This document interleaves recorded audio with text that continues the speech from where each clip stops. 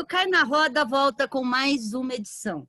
Hoje a nossa convidada é Melina Risso. Melina é diretora de programas do Instituto Igarapé e coautora do livro Segurança Pública para Virar o Jogo. Ela atua com o tema da segurança pública há mais de 15 anos. Foi diretora do Instituto Sou da Paz, que é um OCIP dedicado a reduzir a violência no país. Melina, obrigada por sua presença aqui no GGN, no Cai na Roda do GGN.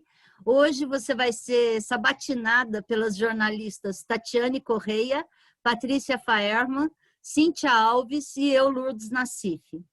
E uma conversa solta, vou começar eu com a pergunta. A minha pergunta, eu quero saber de segurança pública, mas eu quero saber o outro lado que a gente não costuma pensar. Quando a gente fala em segurança pública, a gente não está falando só em armas, só em policial, só em repressão. A gente está falando também em moradia, está falando em meio ambiente. É um tema muito mais complexo do que aquilo que tem na cabeça das pessoas. Você podia só fazer um apanhado disso antes da gente partir para a segurança pública propriamente dita? Claro. Primeiro é um prazer estar aqui no Cai na Roda para a gente fazer essa conversa de um tema tão importante e eu acho muito pertinente, Lourdes, essa primeira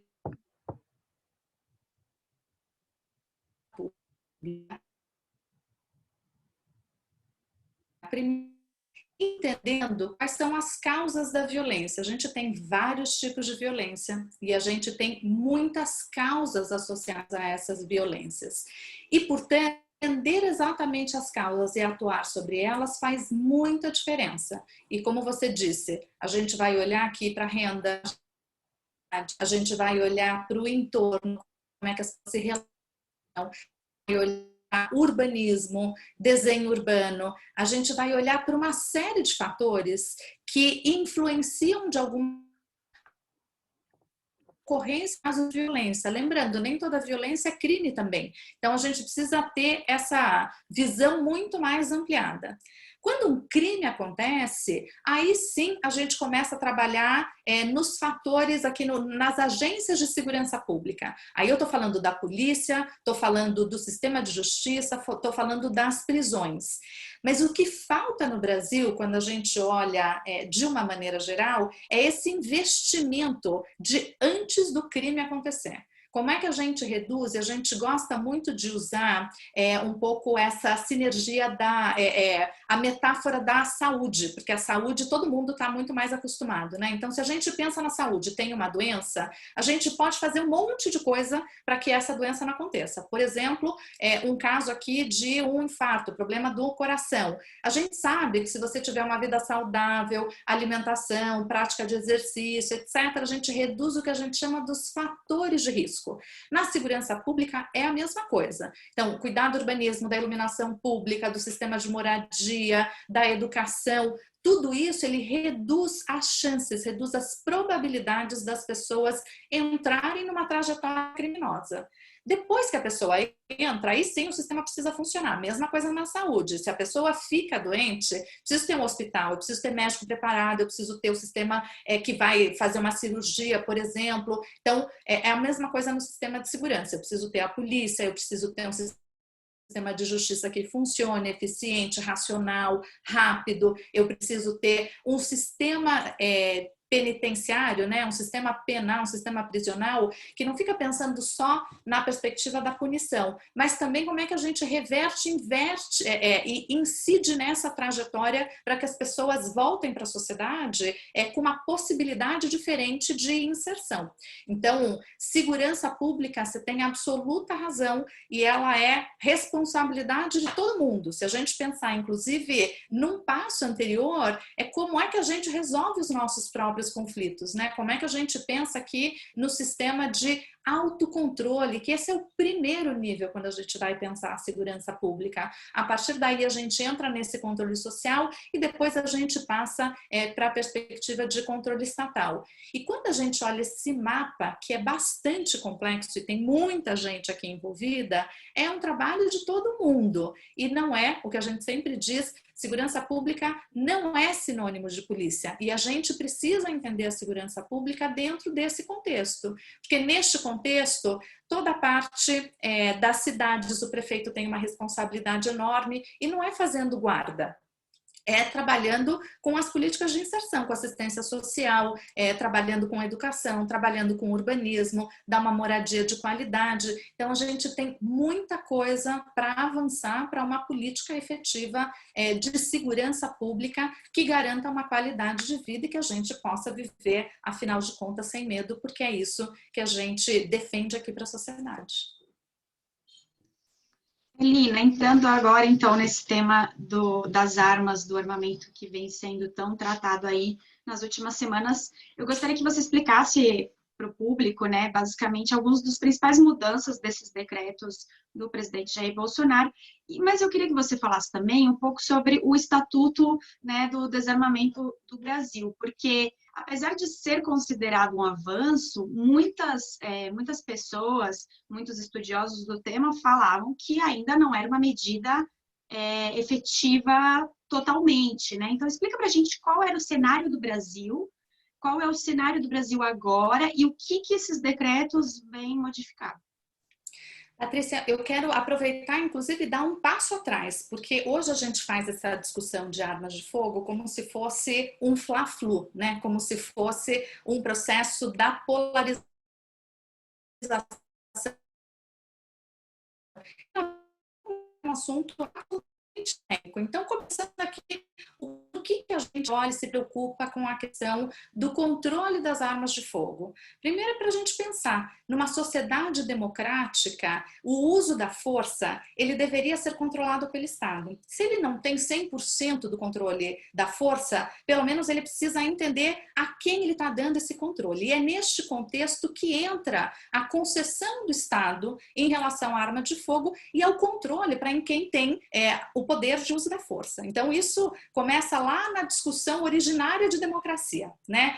Do Estado democrático de direito. Então, este é um elemento que a gente precisa estabelecer. A concessão de armas de fogo, isso é um elemento que é responsabilidade do Estado. O Estado precisa fazer isso. Quando a gente olha no caso do Brasil e no contexto do Brasil, a arma de fogo ele é um fator de risco à violência muito grande.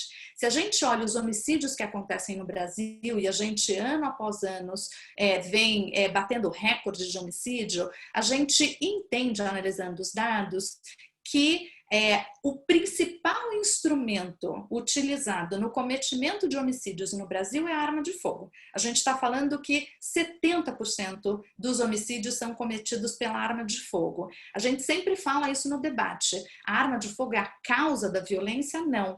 Mas ela torna uma sociedade que é muito violenta e que é muito conflitiva numa sociedade muito letal. Então, a arma de fogo, dentro daquele contexto, ele aumenta a letalidade da violência. Então, de novo, não tem solução mágica. E a gente sempre diz, se alguém apontar uma solução mágica para a segurança pública, desconfia. Não existe uma solução única, não existe bala de prata, não tem uma única alternativa que vai resolver o problema. Até porque cada situação de violência tem uma medida tanto preventiva quanto restritiva. Então, esse é um pouco o caminho do que a gente vem estudando e vem aprendendo ao longo do tempo. O que acontece no Brasil? Até 2003, não existia uma política de controle de armas abrangente no país. E isso foi estabelecido com a lei que foi apelidada de Estatuto do Desarmamento, mas talvez o melhor nome para essa lei seja a Lei de Controle de Armas. Por quê? A lei trouxe alguns elementos muito importantes. Primeiro, proibiu o porte de armas para civil e talvez esse tenha sido o principal instrumento da legislação. As pessoas não podem mais andar armadas. Quem pode andar armado? As forças de segurança. Então, essa é a primeira medida.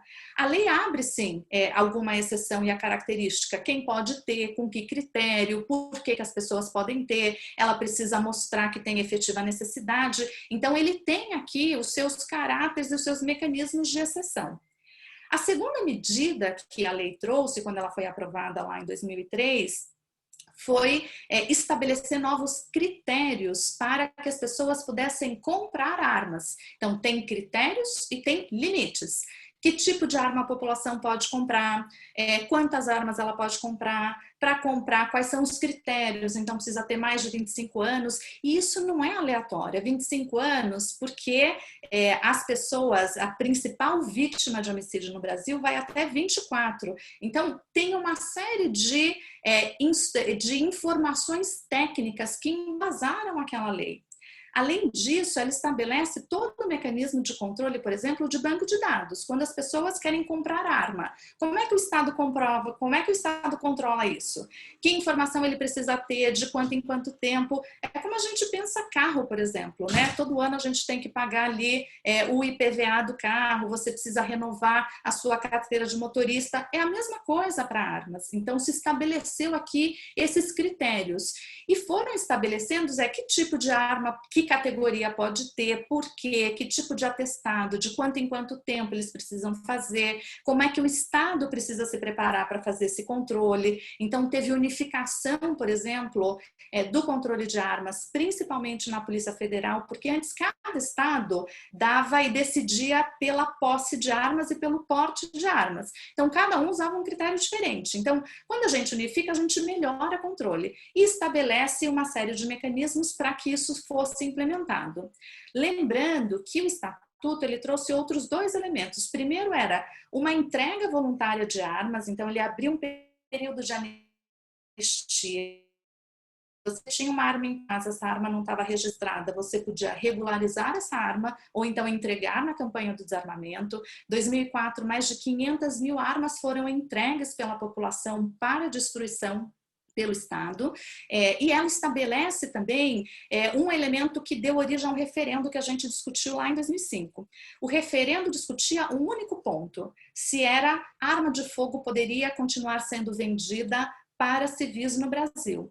E o sim ganhou, então as pessoas sim poderiam continuar vendendo armas, né? Na verdade, toda a complexidade ali, na verdade é o não, porque você é a favor da proibição, então não é a favor da proibição, mas o fato é que a arma continuou podendo ser vendida no país. E isso nunca foi proibido, agora, dentro de certos critérios. Então, foi isso que estabeleceu, é isso que está valendo desde 2003, desde 2005, depois do referendo. Então, isso nunca mudou.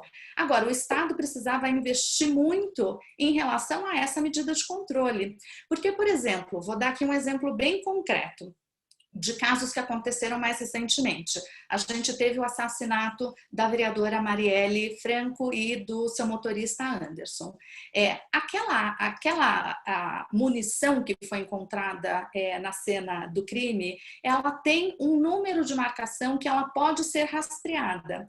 Se eu não tenho todo esse sistema de rastreamento, de marcação, etc., eu fragilizo a investigação, eu fragilizo a identificação dos criminosos, desvio de arma, uma série de coisas. Então, o Estatuto, ele previa uma série desses mecanismos de marcação de munição, marcação da arma, criação de um banco de dados balísticos, isso tudo para empoderar as forças policiais no sistema de investigação e esclarecimento de crimes e tentar fechar esses meios de desvio que acontecem.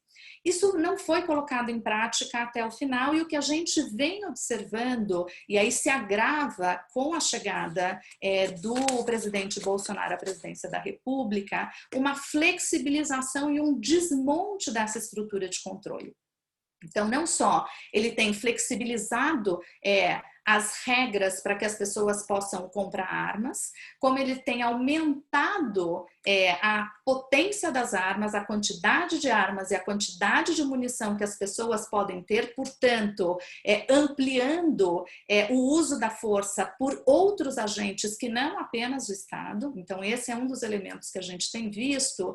E a contrapartida mais perversa das medidas que estão sendo tomadas é acabando com esse sistema de controle no meio do caminho. Então, se por um lado você aumenta muito a disponibilidade de armas, ele não está aumentando o sistema de controle, a capacidade do Estado, das polícias de fazer a investigação. Pelo contrário, a gente está acabando com esse sistema e essa possibilidade de controle, que tem a ver com registro das armas, que tem a ver com o tempo que as pessoas têm que fazer o registro novamente para a gente garantir que ela não mudou de mãos, que tem a ver com o tamanho do lote da munição, que tem a ver com onde uma arma precisa ser marcada para que quando ela seja encontrada seja mais difícil de raspar. Então, tem uma série de coisas que são super técnicas, muito importantes para pensar uma política de controle de armas, que o conjunto desses decretos tem fragilizado em muita medida e tem acabado com alguns mecanismos muito importantes. Melina, ainda nessa questão, quais são as implicações desses decretos, né? Esse mês foram 4, mas desde o começo do mandato tenho mais de 30 aí, pelo que a gente sabe, de normativas. Quais as implicações disso, até pelo que você está falando, para a própria força, para as forças de segurança do Estado? Porque me parece que elas também vão ficar fragilizadas. E além disso, a implicância, o impacto dessas decisões para a nossa democracia. Tem muitos colunistas criticando esses decretos e desde então colocando um ponto importante, que seria a intenção do governo Bolsonaro de armar os seus apoiadores mais radicais, mais fanáticos, para tentar um golpe em 2016, caso ele perca a eleição, enfim, para se manter no poder. Você, como especialista, acredita que isso é possível, que esses decretos têm um impacto direto na democracia?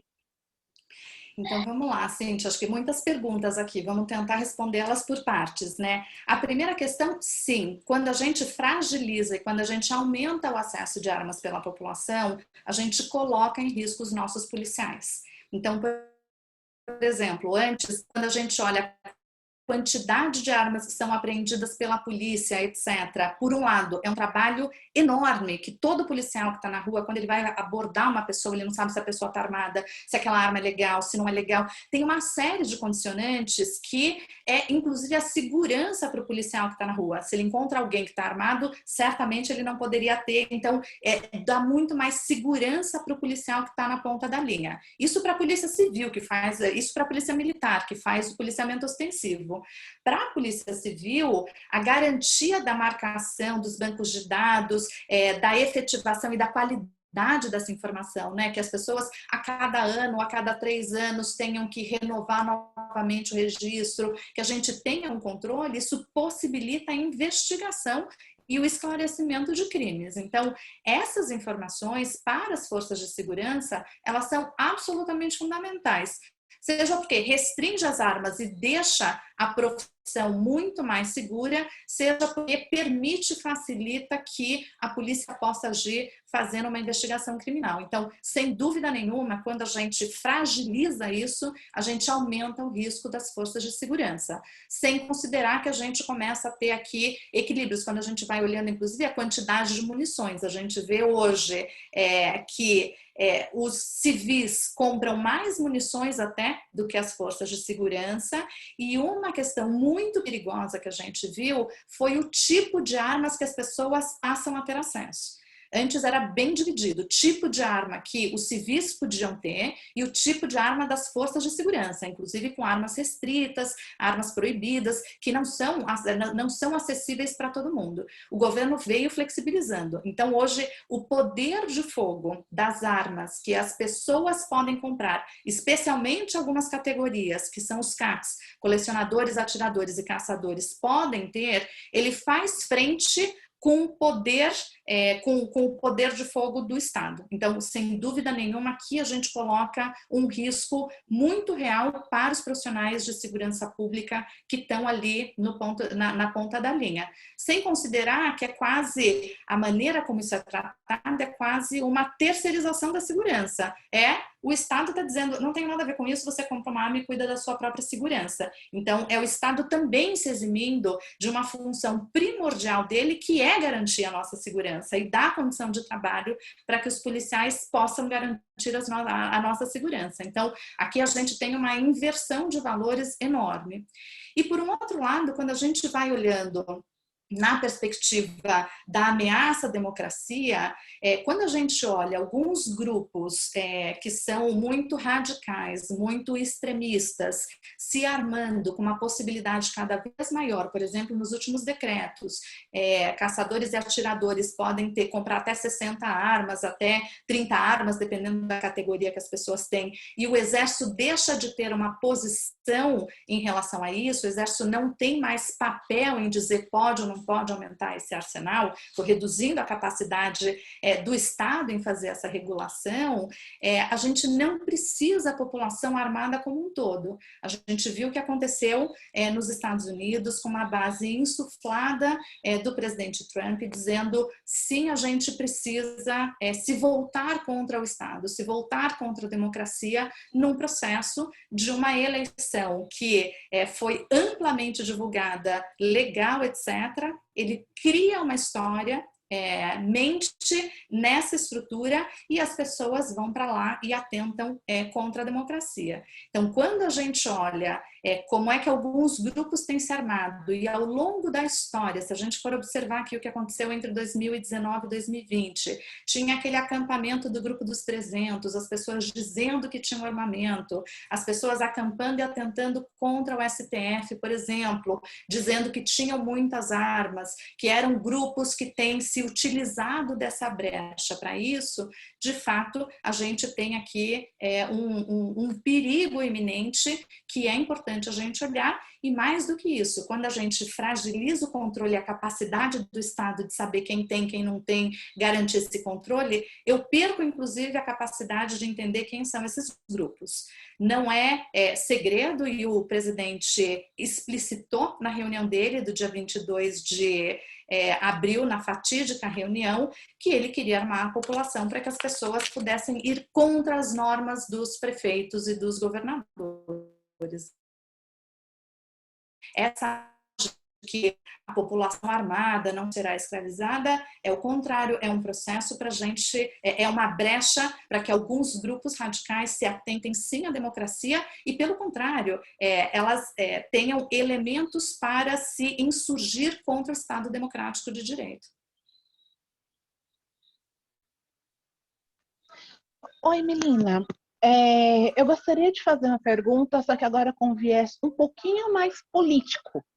Estava fazendo uma pesquisa, eu vi que você é cofundadora e integrante dos conselhos de administração e fiscal do Movimento Agora, capitaneado pelo Armínio Fraga e pelo ex-governador do Espírito Santo, Paulo Hartung, que tem Luciano Huck, o Marcelo Calheiro, ex-ministro do governo Temer, entre seus integrantes.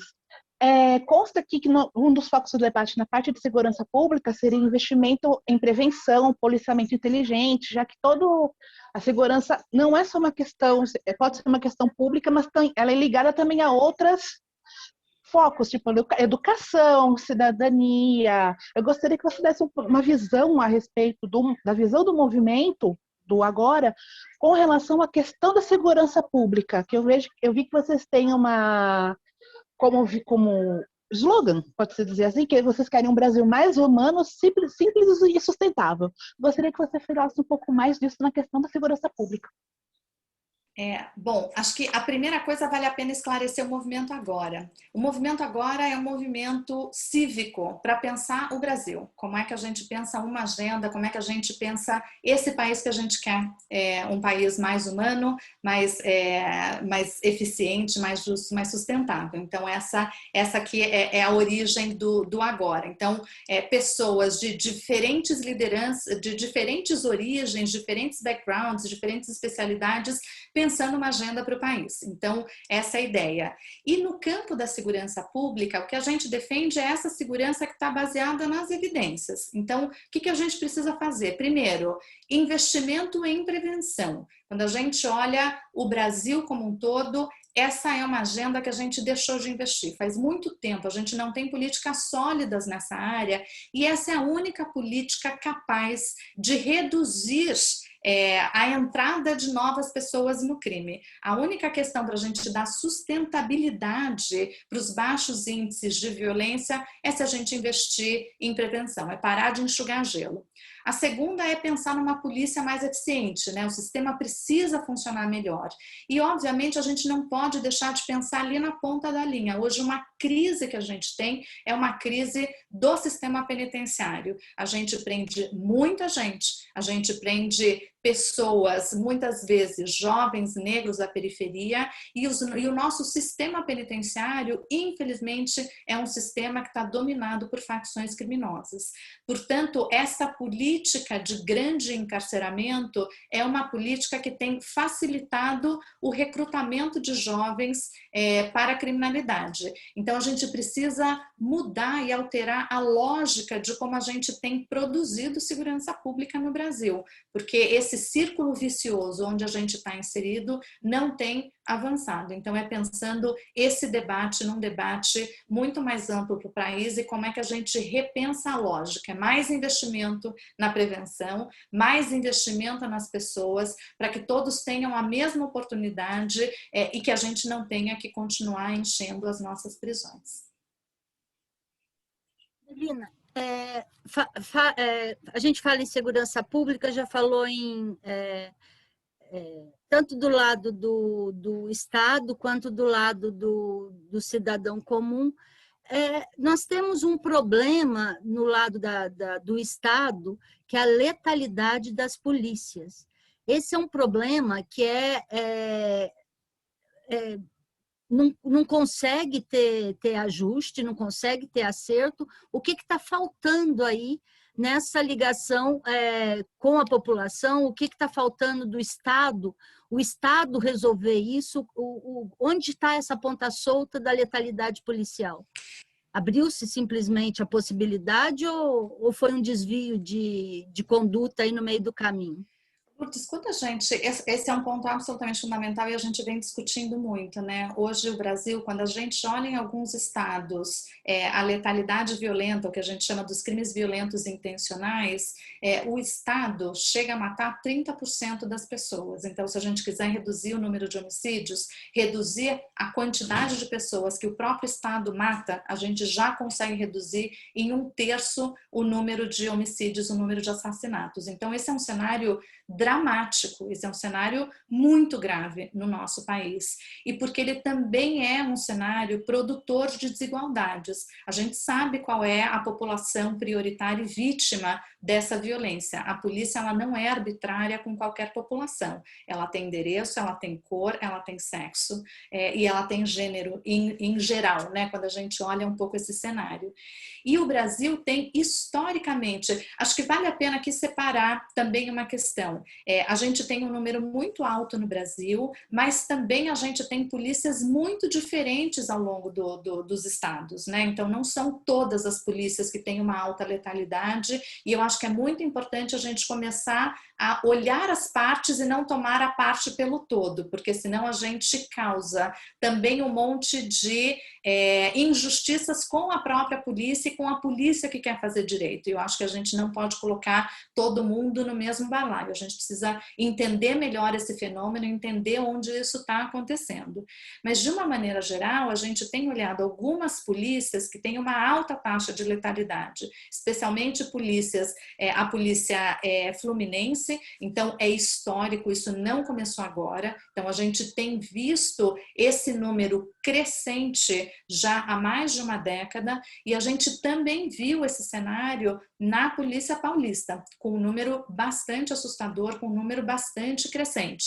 A gente viu ao longo da história, né, dos últimos 20 anos, momentos de alguma queda dessa letalidade. Seja no momento ali das UPPs, a gente viu uma queda da letalidade violenta no Rio de Janeiro, e a gente também passou por esse momento na Polícia Paulista, com uma mensagem clara e uma política clara do governo do estado em reduzir a letalidade.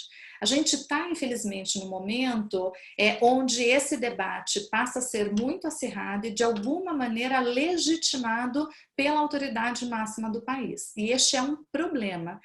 Quando a polícia usa de muita violência, é porque o comando não tem controle das suas tropas. Uma polícia profissional não é uma polícia que necessita utilizar da violência. É óbvio que a gente entende as condições de algumas polícias e algumas áreas especificamente no enfrentamento ao crime organizado, mas essa não é a lógica quando a gente olha especialmente nos lugares e a característica dessa letalidade. Então, acho que é importante a gente separar sempre esses elementos. E esse tem sido um problema muito acirrado, tem sido um tema muito debatido, inclusive uma pauta do presidente Bolsonaro sobre o excludente de ilicitude, que já é uma figura que existe no Código Penal. Então, isso não é uma coisa que não existia anterior. O que a gente não pode, quer dizer, nesta figura, pensando o papel da polícia, né? Aqui acho que vale a pena a gente discutir. A polícia, ela é um órgão do Estado que está para nos proteger, servir e proteger. Esse é o lema da polícia quando a gente vai olhar em todos os lugares. Para isso, ela usa e ela tem a autorização do monopólio do uso da força. Então, ela pode sim utilizar da força. Mas porque ela pode usar a força, ela precisa de muito controle, ela precisa de muito treinamento. Esse tipo de uso da força, ele não pode ser banalizado de nenhuma maneira. E porque muitas vezes a violência policial, ela também interfere no que eu chamo da geopolítica do crime. Se a gente olha, por exemplo, o Rio de Janeiro, que é um estado, e principalmente a cidade, onde você tem diferentes facções criminosas e milícias atuando naquele território, a violência policial num determinado território, ela também é uma política que privilegia algum tipo de facção ou outra. Então, a gente não pode se enganar que o uso da força sem controle por parte da polícia é uma medida de segurança pública. Não é. Todas as polícias profissionais que a gente estuda no mundo inteiro, ele vai na direção contrária. É reduzir ao máximo que ele pode o uso da força, e essa força só é utilizada em última medida, e não de uma maneira absolutamente descontrolada, porque quando a gente pensa até no Estado democrático de direito, né? Todo poder ele precisa vir com muito controle. As pessoas não podem utilizar isso de maneira arbitrária, a polícia não pode utilizar isso de maneira arbitrária, e me preocupa quando as autoridades, as principais autoridades, começam a legitimar esse tipo de violência. A gente causa uma distorção muito grande na segurança quando a gente faz isso. Por quê? As pessoas passam a ter medo da polícia. E quando as pessoas têm medo da polícia, elas deixam de acionar o Estado para resolver os seus problemas, elas deixam de passar informação para o Estado resolver e combater o crime. E lembrando, a unidade primária do trabalho da polícia é a confiança. As pessoas precisam confiar na polícia, inclusive para contar as informações. Não existe investigação policial se as pessoas não passam essa informação e a gente não tem essa confiança estabelecida. Então, quando a gente tem uma polícia muito violenta, a gente acaba minando a própria capacidade da polícia em fazer o seu trabalho. A gente tem uma distorção na produção, porque a gente não produz segurança, pelo contrário, o Estado passa a produzir violência. Se ele não é controlado, isso não é usado da maneira mais restritiva, a gente passa para arbitrariedade, e aí a gente deixa de falar de democracia, que na verdade aí é o uso da força se impondo, é a violência se impondo, e a gente não trabalha num Estado democrático sobre essas premissas. Então, o crescimento da letalidade da polícia ao longo dos últimos anos e muito legitimado por um discurso das autoridades, é uma questão muito preocupante. Ela provoca distorções muito profundas no que é a segurança pública. Melina, pegando o gancho dessa pergunta, como resolver isso, né? Ou seja, o problema, como que a gente resolveria esse cenário? Na formação, na capacitação dos policiais? Que você mencionou aqui, a letalidade policial, né? Ou seja, armas de fogo, a gente pode falar até de armas de fogo nas mãos de policiais, não necessariamente é algo positivo, né? Inclusive, representa 30% da violência que gera morte, né? No caso, no Brasil, como você tinha mencionado. Então, aonde que está o problema e como resolvê-lo? Patrícia, eu vejo alguns caminhos. De novo, acho que não tem uma única medida, né? Acho que a primeira questão é pensar o recrutamento do policial. Qual é a cabeça do policial que está vindo e que a gente está recrutando para fazer essa missão? É uma missão de servir e proteger, não é uma missão de ir para a guerra. Então, isso já tem uma origem ali na seleção do policial.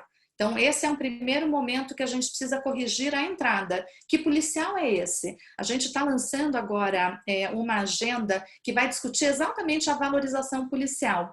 A gente diz que a gente precisa mudar a lógica do guerreiro, que muitas vezes é o que está na cabeça das pessoas, o policial como um guerreiro, para policial como guardião.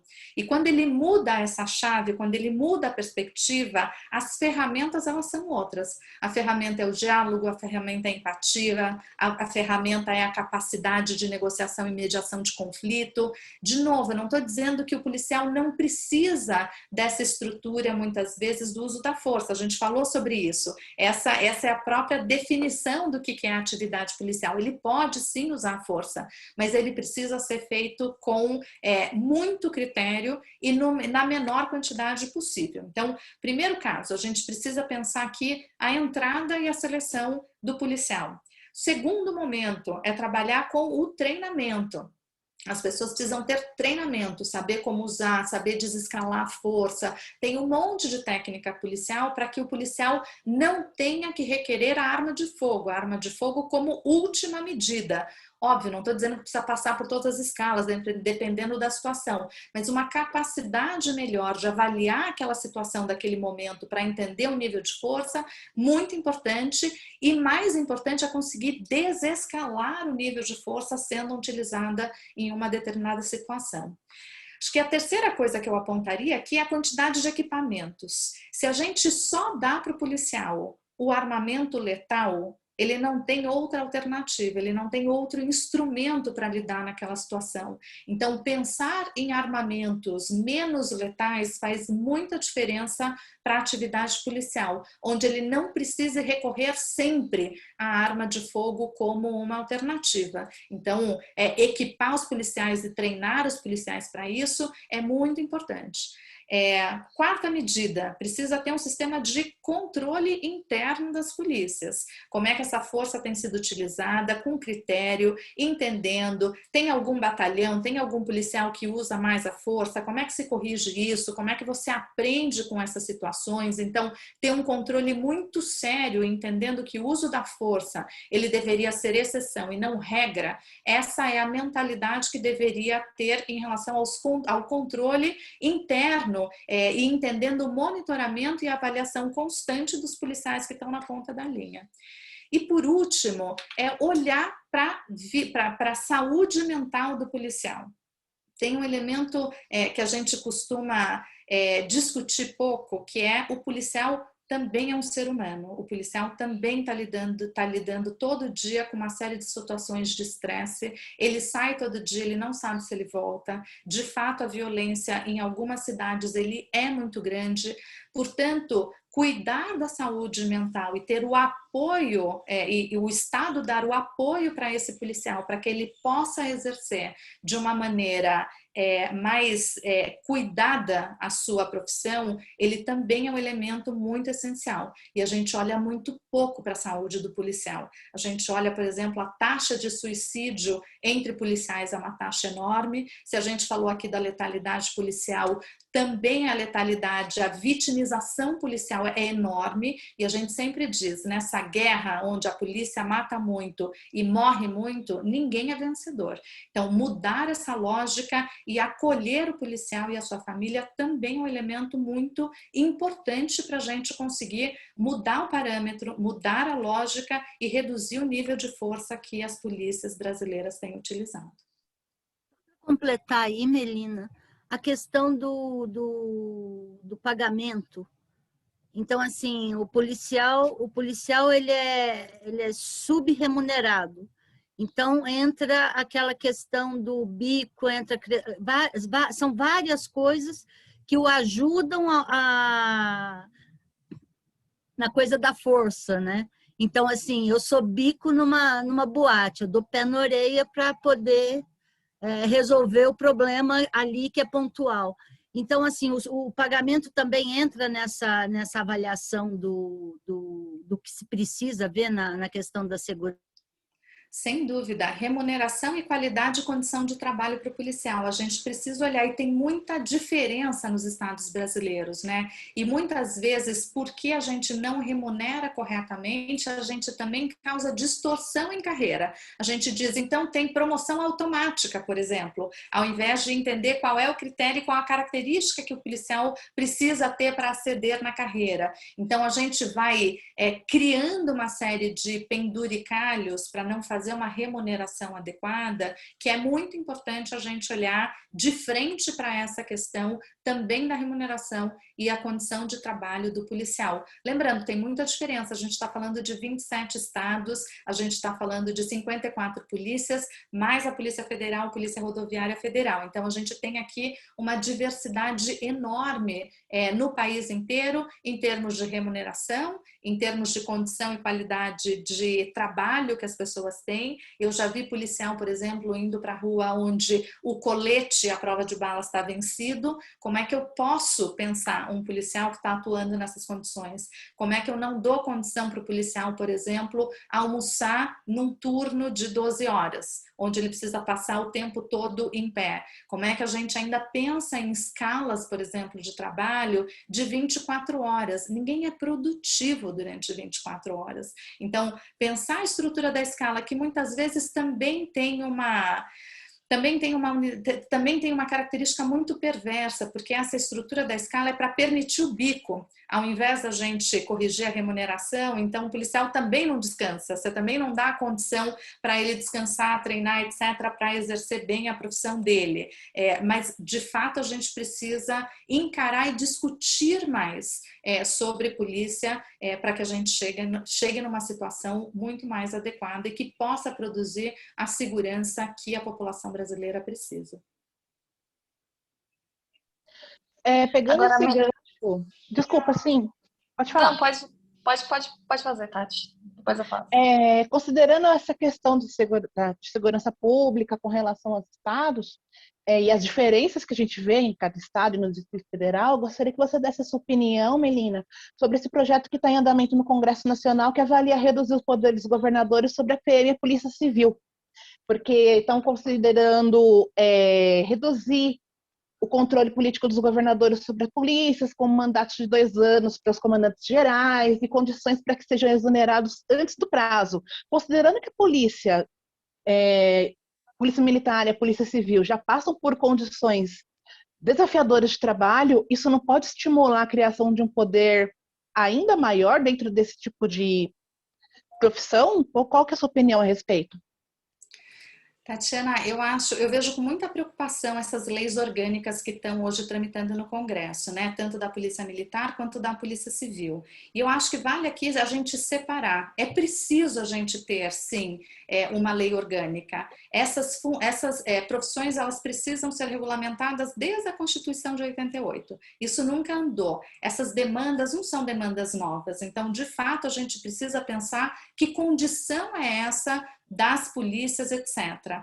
E a gente precisa tomar cuidado para o uso político das polícias. A gente sabe muitas vezes como acontece, por exemplo, nomeação de delegado numa cidade que não é por questões técnicas, que é por questões políticas. A gente não pode deixar a política invadir as polícias, porque aí a gente perde completamente o controle. Uma coisa é função de Estado, e aqui a gente não pode nunca deixar essa estrutura misturar. Agora, blindar as polícias de interferência política não significa dar autonomia que está sendo discutido nestes projetos de lei. Uma coisa é uma coisa, outra coisa é outra coisa. A gente precisa blindar, colocar estrutura, mecanismos profissionais, etc. Mas a polícia, ela executa uma política de segurança pública e, portanto, ela tem que sim estar submetida ao controle político. Não dá para a gente pensar nessa, então, agora cada um faz como uma autonomia da profissão. Não dá para a gente pensar as polícias como a gente pensa hoje, por exemplo, o Ministério Público, que você tem uma autonomia completa. A gente tem uma unidade que usa a força e, portanto, o controle, ele é necessário e ele é fundamental. Não dá para criar uma autonomização dessas forças, como se fossem coisas completamente independentes. Aqui tem um risco enorme e isso não significa não atentar e não discutir um projeto de valorização, regulamentação, entender que polícia é essa que a gente quer, como é que é um policiamento num mundo democrático, quais são as regras, quais são os limites, aonde está o mandato, como é que a gente faz essa discussão a partir do envolvimento com a sociedade com que a gente precisa e não inverter essa lógica. Então, da autonomia, você tem uma força com o uso da força, né? Você tem uma força armada que passa a ser completamente autônoma, sem nenhum controle, sem nenhuma supervisão civil. Isso a gente não pode deixar acontecer. Aqui é uma inversão desse paradigma. Não deixar uma influência política sobre as forças não significa dar autonomia para elas. Aproveitando esse tema, Melina, a gente está falando de violência, né, da polícia, de uma forma, a gente falou muito do aspecto da falta de estrutura, de como isso impacta no trabalho da polícia, né, para ela ser mais violenta, mas eu acho que também tem outro aspecto, quando você falou lá do excludente de licitude, eu lembrei de te perguntar o que você acha do trabalho das corregedorias da polícia, por exemplo, que eu acho que é um outro aspecto, porque eu acho que para a sociedade de maneira geral, e para a imprensa também, quando a gente acompanha muito o noticiário policial, a gente sai com a percepção de que as corregedorias não atuam com tanta força para coibir esses abusos, a violência inteira, mas eu queria ouvir sua opinião sobre o que você acha que poderia melhorar, ou enfim, qual a avaliação que você faz das corregedorias.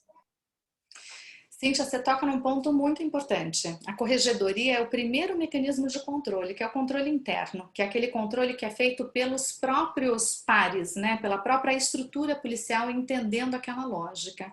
E o que a minha avaliação diz hoje, olhando os regimentos internos, eles primeiro são inadequados, quando a gente olha o regimento interno em geral das polícias, eles não são revistos à luz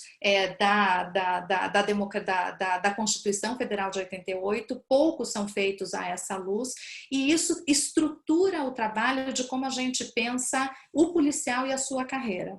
Hoje, muitas vezes, o que a corregedoria determina, ele influencia na vida do policial, desde o momento que ele entra até quando ele sai. Então, se tem uma advertência, se tem uma punição, se tem algum tipo de coisa que ele fez errado aí no âmbito administrativo, isso interfere na carreira do policial. E isso precisa ser levado a sério, porque são âmbitos completamente diferentes. Uma é como a gente trata isso no âmbito administrativo. A outra é como é que a gente trata isso no âmbito criminal. São duas esferas separadas. E a gente precisa ser muito sério em relação ao controle administrativo das instituições policiais.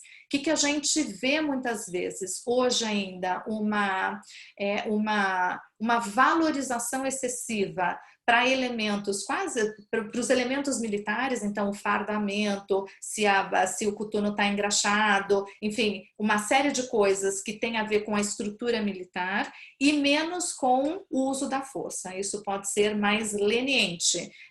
Então tem aqui um desvio, por exemplo, a gente foi acompanhando casos que estavam acontecendo na polícia fluminense, onde teve até um projeto na Alerja, que é quando a gente vem discutindo a interferência política na polícia, né? Tramitou ano passado um projeto na Alerja para para anistiar policiais que tinham sido, reincorporar os policiais que tinham sido expulsos desde 2008 das forças, e aí ele é expulso em função de questões administrativas, que muitas vezes não se consegue comprovar no âmbito criminal, e aí isso pelo âmbito administrativo você consegue tirar a pessoa da força, e eles estavam dizendo, se não foi condenado no âmbito criminal, as pessoas podem ser reincorporadas às forças. Então a gente começa a causar uma série de distorções. A gente viu, por exemplo, em vários momentos aqui de greves das polícias, que é proibido da polícia militar, né, constitucionalmente, tem um representante da categoria que anistia no momento seguinte. A gente perde a característica do controle da hierarquia, que é tão importante quando a gente está dizendo das forças policiais, e não tem a ver só com o militarismo, não. A gente está falando de instituições que têm o uso da força como a sua característica. A gente não pode deixar essas duas coisas serem separadas. Então, a corregedoria, a meu ver, ela precisa ser renovada em todas as polícias, e ela tem um papel absolutamente central. É aqui que a gente determina e evita que as coisas saiam do controle. E mais do que isso, quando a gente está olhando, no caso da corregedoria, tem a ver com perfil também. Não é só uma questão criminal, tem uma série de regras que os policiais precisam seguir, que não é só no âmbito criminal, é no âmbito do comportamento, é no âmbito no trato cotidiano com as pessoas, é no âmbito do que faz essa atividade do servir e proteger as pessoas. Então, o sistema de corregedoria, a meu ver, deveria ser muito mais voltado à atividade ao fim do que os policiais estão fazendo na rua, do que muitas vezes a esses elementos aqui meio onde o policial acaba sendo punido por uma série de coisas que no final das contas tem a sua razão de ser dentro da estrutura militar, mas do ponto de vista do resultado efetivo da política de segurança pública e do serviço ofertado para a população tem pouca relevância. Melina, eu tenho uma dúvida, eu não sei se ela é impertinente, mas nós falamos de uma estrutura militar. Você está falando de uma estrutura completamente fora daquilo que é a nossa realidade em termos de sociedade, é uma sociedade à parte. Então, o soldado, para ser formado, para ser moldado, para ser colocado na rua, ele sofre humilhações, ele sofre uma série de pressões, ele passa por medidas extremas para esticar a corda ao máximo. Quando ele vai para a rua, ele está com essa corda esticada ao máximo. Como que dá para resolver um problema que é estrutural? Então, do coronel que está ali naquele quartel, até chegar no soldado raso, para que ele possa entrar de uma forma diferente na corporação e depois daí ir para as ruas. Porque vem de cima metade dessa tensão do policial que está na rua. Como fazer? Lourdes, eu concordo contigo, acho que a gente precisa entender. Agora, eu conheço muita formação e entrada e estrutura das escolas policiais. Eu acho que a gente já teve avanços consideráveis em várias formações, em vários currículos, em vários formatos que têm se implementado no país. As pessoas sempre fazem a discussão, né? Militarização ou desmilitarização? E eu sempre pergunto, bom, o que isso quer dizer? Porque as pessoas associam a violência à militarização. Então, se desmilitarizar, a gente acaba a violência. Que, na verdade, quando a gente olha muitas vezes algumas polícias civis com alto índice de violência, guardas civis, guardas municipais que são forças civis utilizando um alto nível de violência. Então, acho que a gente precisa separar aqui e fazer esta separação. É óbvio, quando a gente pensa numa estrutura militar, o processo e a rigidez, como está colocado, inclusive da hierarquia, das pessoas não poderem questionar, por exemplo, o superior, e isso tudo está ali no regimento interno que é monitorado pela corregedoria. Então, esse tipo de coisa, o comportamento do policial, ele também está monitorado a partir das essas regras. E por isso que essas regras precisam ser discutidas. Que polícia é essa que a gente quer? Mesmo que seja dentro de uma estrutura militar, porque acabar com a militarização significa tirar as polícias como força auxiliar do exército, acabar com a justiça militar, mas não necessariamente a gente vai acabar com disciplina e hierarquia. Isso é necessário para uma instituição que tem força. A gente não pode ter qualquer coisa. Então, às vezes as pessoas confundem o que significa uma estrutura militar ou não. Agora, esse regime, existe hoje alternativa para dentro desse regimento e existem inovações feitas na formação de diferentes polícias.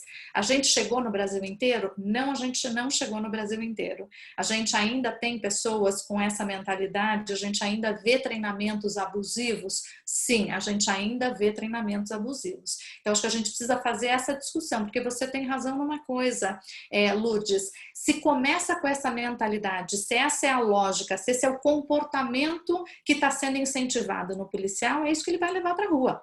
E a gente precisa discutir que polícia a gente quer, que característica desse policial que vai nos proteger na rua. Lembrando, a atividade policial, eu fiz muita pesquisa com polícia de ponta, etc. A atividade policial, quando muito, na metade diz respeito à atividade criminal.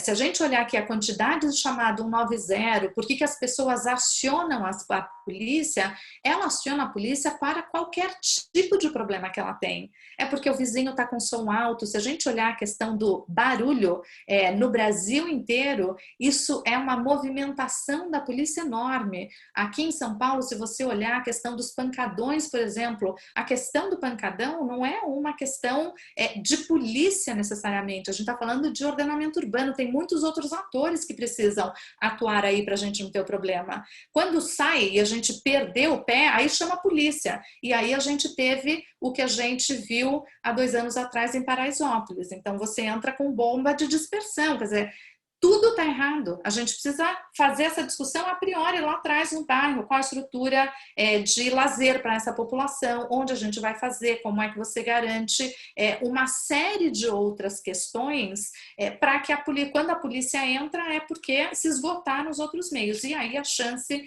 é para dar errado. Então, muitas vezes a polícia ela é acionada para essa outra função que tem a ver com mediação, que tem a ver com os nossos conflitos cotidianos. E a gente não está formando as polícias para isso. A gente, como eu disse, está formando as polícias para serem os guerreiros, para irem usar a força, para ir resolver. O policial precisa estar armado e pronto 24 horas para reagir a qualquer coisa. Não dá para a gente esperar isso de um ser humano. A gente precisa entender, inclusive, para reduzir a letalidade, que estrutura é essa? A gente olha, analisa os números, o policial é muito menos vítima no trabalho na instituição policial, porque tem todo o suporte do que quando ele está fora de serviço. Porque muitas vezes ele está fazendo bico, e aí ele está sozinho, está vulnerável, ele reage a um assalto, ele reage a um terceiro que está sendo assaltado, e aí com a arma de fogo, sem nenhuma proteção e sem nenhuma estrutura policial, muitas vezes ele acaba levando a pior. E é isso que a gente tem visto em todos os lugares. Então, uma discussão séria como sociedade sobre que polícia a gente quer e como é que a gente garante as condições necessárias para que esse policial atue, é o que a gente precisa fazer. Não é o policial Rambo que a gente está precisando no país. Melina, e aí como é o papel dos governos locais nesse caso? Porque assim, você falou bastante dessa diferença, né, das polícias de acordo com as regiões, e a gente fala também de governos estaduais que acionam a polícia militar para acompanhar manifestações de estudantes de colégio, né, nas ruas. Então a gente está falando também de um incentivo também por parte de governos locais para esse uso da polícia e da força policial, né, em situações como essa. E falando da questão da militarização, eu gostaria que você falasse também, porque assim, quando a gente fala que a militarização ela tem que ser distinguida, existem casos também que o policial militar ele é treinado para ver o outro como inimigo, né? Ele é treinado para a guerra praticamente. Então, ele utiliza esses mecanismos de força nesse sentido. Então, eu gostaria que você tratasse desse aspecto também, da formação do policial militar, como ele seria formado de uma forma alternativa, né? Sendo que, no caso da atuação, ele não está indo para uma guerra, ele está indo para cuidar de segurança, né? Então, vamos lá. Eu acho que esse é um ponto super importante a gente pensar, né? As polícias, elas estão subordinadas aos governadores estaduais e a gente também tem visto, em grande medida, uma retórica muito mais belicista dos próprios governadores. A gente se lembra do Witzel quando foi eleito, tiro na cabecinha, a gente se lembra de muitos elementos, inclusive do governador Dória dizendo a polícia vai enfrentar comigo, não tem questão, o bandido vai se dar mal e vai morrer. Então, a gente tem muitas vezes uma legitimação da violência por parte das autoridades, e não é só por parte da autoridade do presidente. A gente olha isso em diferentes níveis e isso tem impacto na força, isso tem impacto no trabalho policial que está ali no cotidiano. Então, aí tem um problema mesmo de entender qual é essa função da polícia e como é que a gente cria uma outra polícia. Então, Tatiana, começa por aí. E tem uma série de medidas que a gente já viu acontecer em diferentes polícias, em diferentes momentos, onde controles estabelecidos aí reduz letalidade. Eu vou dar um exemplo. Em 2012, teve uma decisão, um decreto da Secretaria de Segurança Pública aqui de São Paulo, dizendo que policial não podia socorrer vítima no caso do confronto, tinha que ser o SAMU. Foi uma medida super polêmica, discutida muito, porque as pessoas ficavam sem acesso a socorro, etc. Mas a gente teve uma redução da letalidade policial naquele momento, porque tinha estudos mostrando que muitas vezes o socorro do policial era para desmontar uma cena do crime. De novo, eu não estou dizendo que isso 100% dos policiais fazem isso, mas quando você tem um volume que acontece, quando você tem uma medida como essa, isso muda. Ou quando você teve, por exemplo, uma medida no Rio de Janeiro controlando a quantidade de munição que cada batalhão utilizava. Você chegou a momentos onde teve batalhão que não disparou uma munição em um determinado mês. Então, existem medidas que são feitas no âmbito do governo estadual que sim tem um impacto no uso da força pelas polícias ali na ponta da linha. Então, é possível, não é, a discussão ela é complexa, mas é possível a gente avançar e é possível a gente avançar muito dentro da própria estrutura que a gente tem. Falando um pouco da sua questão sobre militarização, ir para a guerra, ver com o inimigo, etc. Eu que estudei muitas polícias no mundo, acho que é importante a gente separar o que é a parte militar e o que é a parte policial. Quando a gente olha a própria formação do policial em diferentes polícias, mesmo aquelas que não são militares, que têm uma formação na sua característica de guerra como a estrutura militar, o policial ele é treinado. O policial ele está lá e ele muitas vezes a gente faz a formação do policial como vou combater o bandido.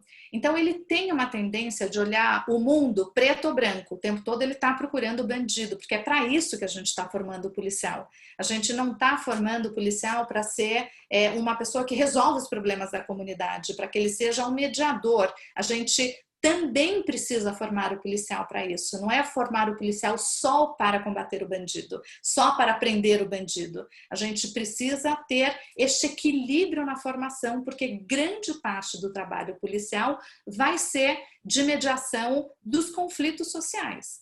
E, portanto, a gente precisa fortalecer essa parte do treinamento. Então, eu já vi essa característica do combate, do enfrentamento, mesmo em polícias que não são militares, porque ele tende a ver o mundo em preto e branco. O cidadão de bem e o bandido. E essa é uma lógica da estrutura policial. E que isso a gente vê em muitas polícias do mundo. Então não tem só a ver com o combate ao inimigo. O bandido passa a ser o inimigo e a gente sabe que o bandido tem um estereótipo, ainda mais numa sociedade tão desigual como a nossa. Então tem muitos cuidados para serem tomados quando a gente está fazendo essa ótica.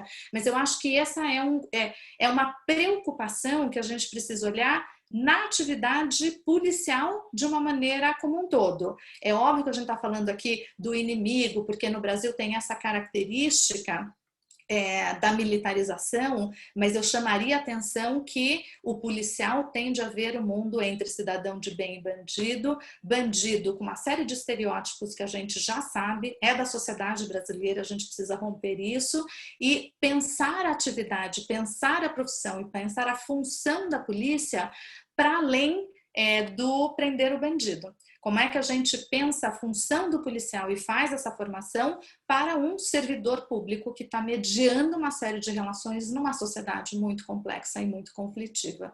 Então, não acho que é fácil, mas eu acho que é possível e a gente tem visto diferentes alternativas, seja com polícia comunitária em vários estados, quando a gente olha a característica, por exemplo, de policiais que atuam no interior, em cidades que não têm alto índice de violência, o papel do policial é muito diferente. Então, a gente já tem esse tipo de polícia, acho que a boa notícia é a gente já tem esse tipo de polícia Brasil afora. O que a gente precisa entender é como criar essas condições para que ela seja a maioria, para que ela seja a realidade do país inteiro e não somente de algumas localidades. Acho que a gente que vive nas grandes cidades, o tempo todo a gente está olhando sempre a questão criminal, a mídia interfere muito, a gente está olhando sempre o Rio de Janeiro como referência e lembrando que o Brasil é muito diferente. Cada estado, cada tipo de violência, cada relação que as pessoas têm, ela é diferente, é importante a gente ter isso em mente para pensar os caminhos possíveis, porque já existe essa polícia em diferentes partes do Brasil. Melina. Eu queria só encerrar a questão da arma, Lu, dá tempo? Dá, eu volto, vai. Rapidinho, não, porque eu acho que a gente deixou um pouquinho pendente a história lá da flexibilização das armas.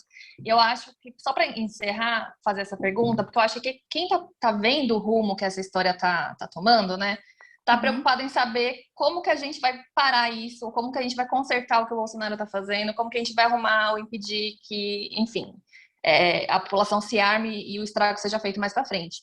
Então, essa questão, ela de alguma forma está sendo judicializada, né? Tem partidos entrando no Supremo, acho que até hoje saiu uma decisão da ministra Rosa Weber pedindo para o Bolsonaro explicar esses decretos, tem um prazo para isso, enfim.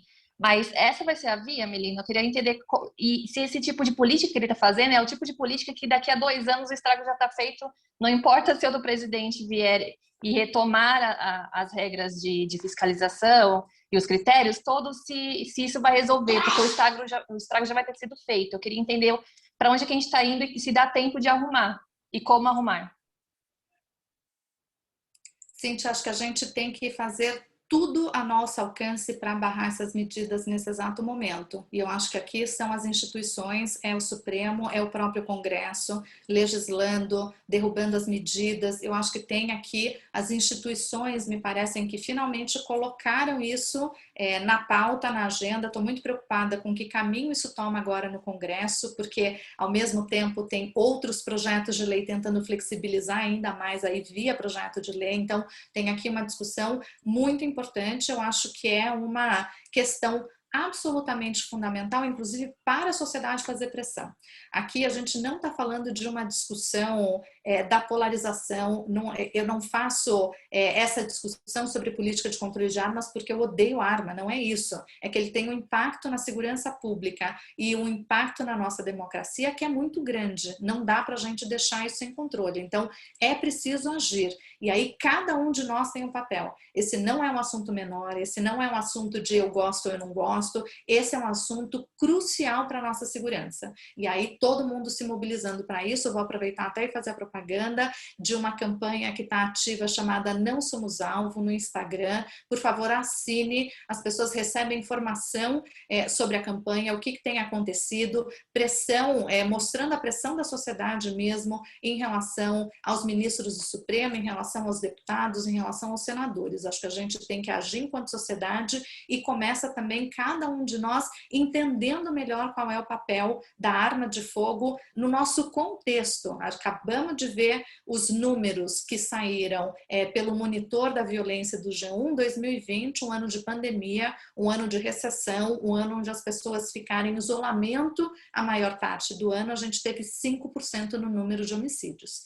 Então, de um momento que vinha decaindo, todos os estudos consistentes, rigorosos no Brasil e no mundo mostram que quanto mais armas em circulação, maior a violência. Então aqui é um elemento que está colocando a nossa vida em risco. Então não dá para a gente ficar parado esperando o desmonte acontecer. Acho que a gente precisa agir imediatamente e agir como toda a sociedade, pedindo e mostrando que esse não é o caminho. Não é um grupo de colecionadores, atiradores que querem maior flexibilidade, que podem colocar em risco a segurança coletiva. Nesse caso, não dá para a gente tratar o direito individual acima do direito coletivo, e o direito à segurança é um direito muito maior, o nosso direito à vida. Então, isso é super importante. Acho que as instituições começam a agir.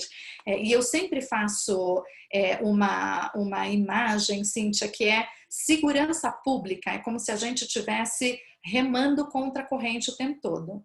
Se parar de remar, a gente volta para trás, só parar de remar. Porque o tempo todo a gente tem que mudar uma mentalidade, a gente tem que fazer uma série de coisas, tem que investir em prevenção, tem que mudar as polícias, tem que mudar o sistema penitenciário. Então, tem muita coisa para a gente fazer. Se a gente simplesmente deixar de caminhar contra a corrente para avançar alguns passos, a gente dá muitos passos para trás. O que esse governo fez agora, ele virou a canoa e está remando a favor da corrente. Então a gente está indo muitos passos para trás. E esse é um alerta para a sociedade. Não é um tema que a gente pode deixar de lado. Esse é um tema absolutamente central para a nossa vida. Não dá para não discutir segurança pública baseado no que funciona, porque também as pessoas discutem baseado no acho ou não acho, é polícia, é mais complexo, não tem solução mágica, tem um monte de especialista, tem um monte de estudos. O próprio livro que eu e Ilona a gente escreveu, Segurança Pública para Virar o Jogo, é para contar para as pessoas, numa linguagem muito fácil, muito simples, o que é segurança.